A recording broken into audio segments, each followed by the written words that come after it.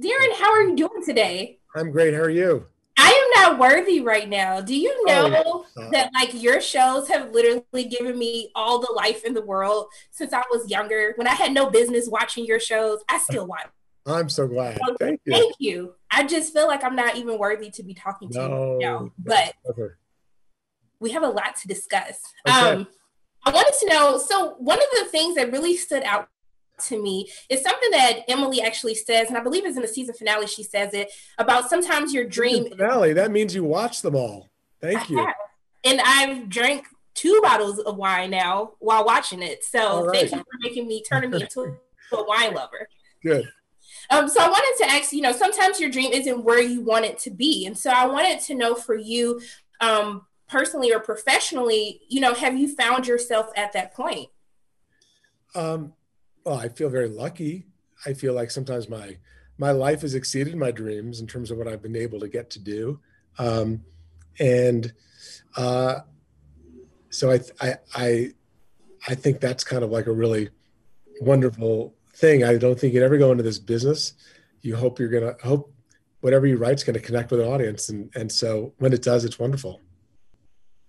Yes, it definitely connects. And Emily in Paris, I love that your shows not only focus on the romance, but also following your dreams, but that women, they actually have careers, right? We Yeah. don't always get to see that. And so it's something Right. that's actually inspiring to watch because we're always told you can't have it all, but in your shows, they actually get to have it all at times. And so I really do Yeah. appreciate that. Is it intentional for you to do that in your Is it, shows? is it what? Sorry. Is it intentional for you to do Well, that? yeah. I mean, I definitely feel like Emily is a career woman. She moves to Paris for a, a career advancement. Really, it's not. She's not going there starry-eyed, feeling like her dream was not to move to Paris. Her dream was to basically, move sort of like have an experience, but it was really to advance her career. I think for her, it's an unexpected experience, and it makes her slow down in a sense that she's so driven. And if there's one thing that I learned from Emily, it's like, where putting myself in her shoes, it's kind of like,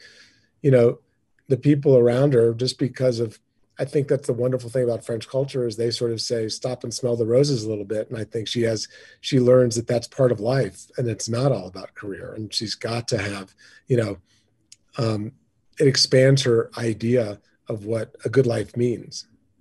Exactly. And I heard that you kind of, with the writing for the show, you kind of wrote some episodes as you went and kind of modeled.